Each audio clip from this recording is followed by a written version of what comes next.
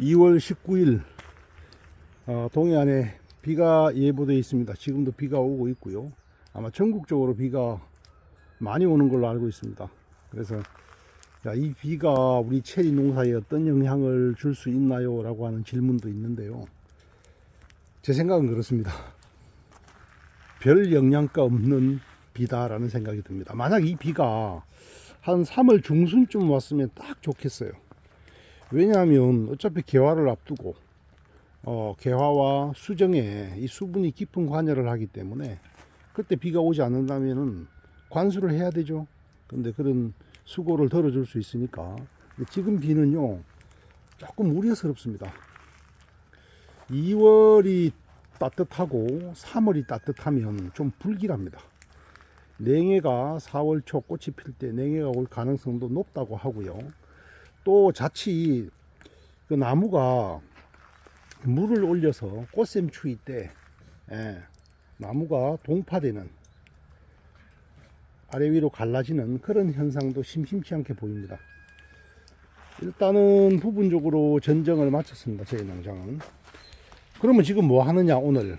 근데 이게 별로 약비가 아니다라는 생각만 하고 있을 게 아니고 이걸 활용했습니다. 어떻게 활용했냐면은 요소 하얀 비료, 뭐 복합도 괜찮습니다. 복합도 괜찮고 약한 나무에 한해서 참 정말 어렵습니다. 이 진짜 이렇게 얘기하면 또 전부 다 줘버릴 겁니다. 약한 나무에 한해서 2줌 내지 3줌 물 뿌려줬습니다. 그러면은 보통은 이제 이런 비료는, 특히 화학 비료는 뭐 아니더라도 뜨거운 햇살에 금방 증발해 버리거든요. 특히 질소분은. 그러면 그만큼 그 손실이잖아요. 근데 비 올 때 뿌려주면 금방 녹아서 들어가죠. 그래서 요런 기회는 또 비료를 할 것 같으면은 좋은 기회라고 생각됩니다. 그러니까 저 같은 경우는 옮겨 심은 나무, 또 화분에 있던 나무, 화분에서 키워 보니까 이 품종 상당히 괜찮은 것 같아. 그러니까 저는 이제 면적이 과원이 그렇게 썩 넓지 않다 보니까 화분에서 많이 키워요. 품종 검증을. 왜냐하면 화분에서 키우면, 열악한 환경에서 키우면 열매도 빨리 들어오거든요. 근데 키우다 보니까 이 품종은 노지에 심어서 제대로 열매를 확인해 볼 가치가 있겠어 라는 이런 품종들은 제가 옮겨 심습니다. 그게 좀 왜소하잖아요. 이런 나무는 좀 잘 안 크죠. 이런 나무에 한해서 또, 그리고 특히 이제 요 밑에는 그 산밑이라 가지고 햇빛이 덜 들어와요.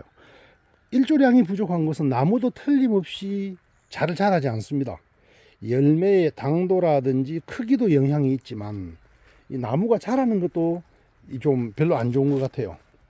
그래서 이런 나무에 한해서 하얀 비료, 이런 나무에 한해서 이런 작은 나무는 한 2줌, 그리고 열매를 잔뜩 달고 있는 뭐 4, 5년생 나무 같은 경우는 3줌 정도.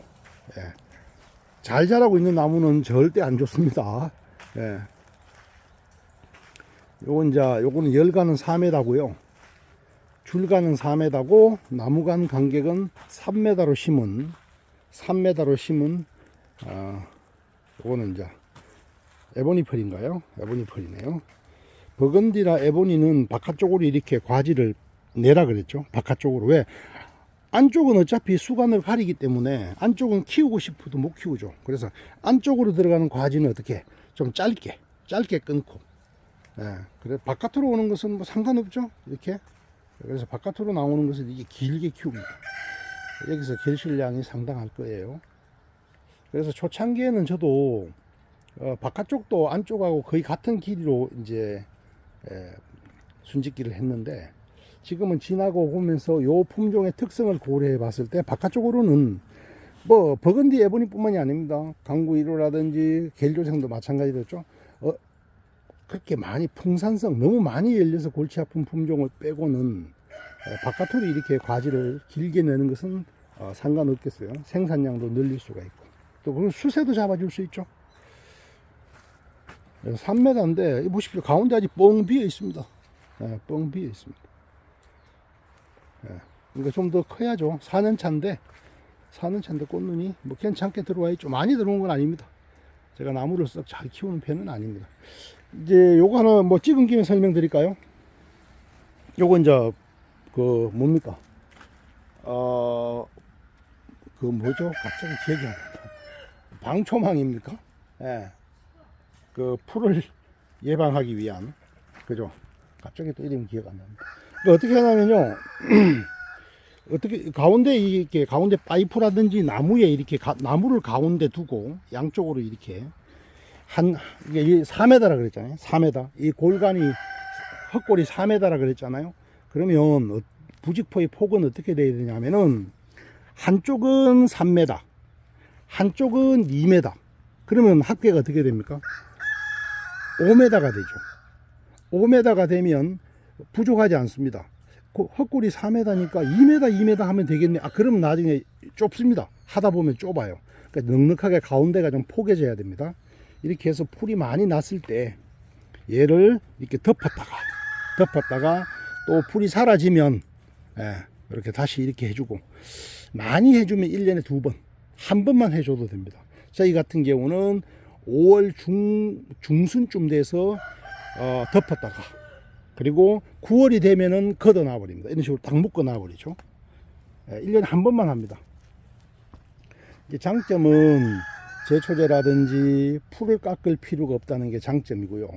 단점은 이게 이제 섣불리 이렇게 제대로 고정시켜 놓지 않으면 바람이 세게 불면은 얘들이 일어나 가지고 나무를 싹 눈으로 훑어버립니다. 그리고 또 하나는 이제 이게 세균성 입병 같은 경우 방지하기 위해서 좋은 방법은 요 잎을 다 긁어내고, 뭐 긁어내지는 못한다 하지라도 동계 방제를 해서 이 나쁜 균들이 뭐 이렇게 갈반병을 일으키는, 세균성 병을 일으키는 균들이 사실은 이 낙엽 속에 지금서 동면하고 있는 거거든요.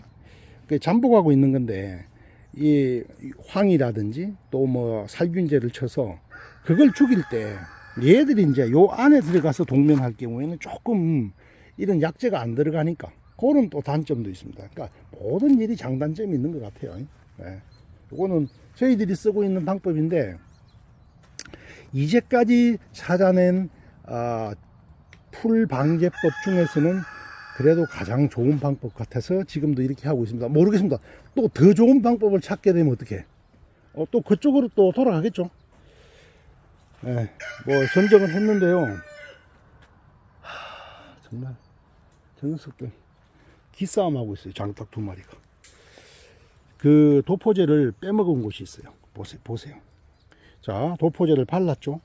도포제를 발랐습니다. 대부분 이제 뭐 도포제를 발라서 여기도 빼먹었다, 그죠? 여기는 빼먹었는데도 수지가 나지 않았죠. 근데 여기는 어떻습니까? 빼먹은 데서 수지가 났죠. 물론 안 날 수도 있고, 또 도포를 해도 날 수도 있습니다만은 안 바르게 되면 세균 가능성이 훨씬 더 높아지는 거 아니겠어요? 그래서 이렇게 실수로 빼먹은 건데 꼭 발라 주시기 바랍니다. 또 비가 오면, 봄비가 오면 이 수지병이 더 악화된 것처럼 보여요. 실제로 악화될 수도 있지만, 왜냐하면 이게 말라있던 수지가 빗물에 불기 때문에 더 우리 눈에는, 육안에는 더 많이 이렇게 수지가 나는 것처럼, 이런 거는 이제 화분에 심어서 이렇게 아직도 품종을 검증하고 있는 겁니다. 계속 관찰하고 있습니다. 하나의 품종을 찾는다는 게 참 쉬운 일은 아닙니다. 쉬운 일은 아니에요. 뭐 기존에 사과나 복숭아는 이미 품종이 완전히 정착이 되어 있잖아요. 그죠? 그렇지만은 체리는 아직까지도 뭐 그렇게 되려면 아직 멀은 것 같아요.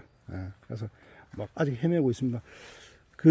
제가 요즘 강의를 다닌 사이에 이 집사람이 이렇게 백도제를 발랐어요. 백도제를.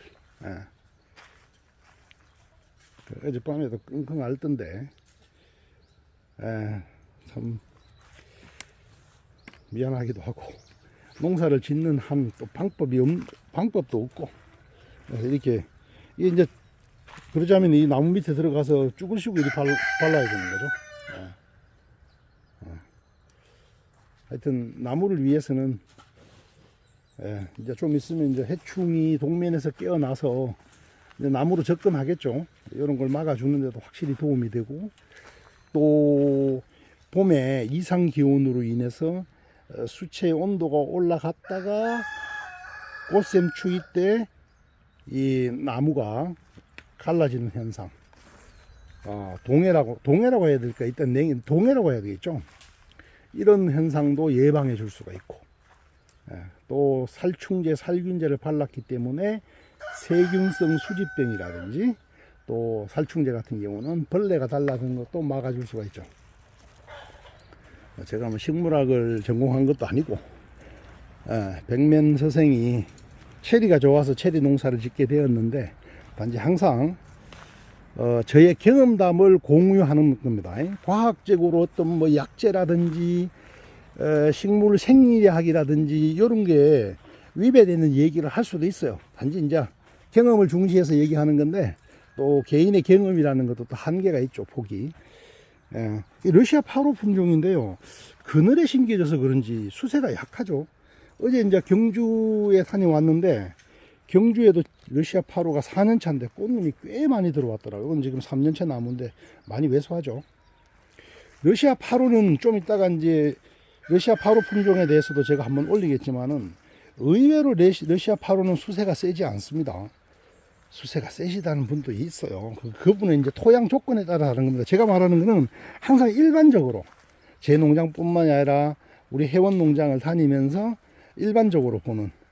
그래서 이제 러시아 8호는 또 아래쪽, 산 아래쪽에 심어서 지금 관리를 하고 있는데, 저렇게 부지런합니다.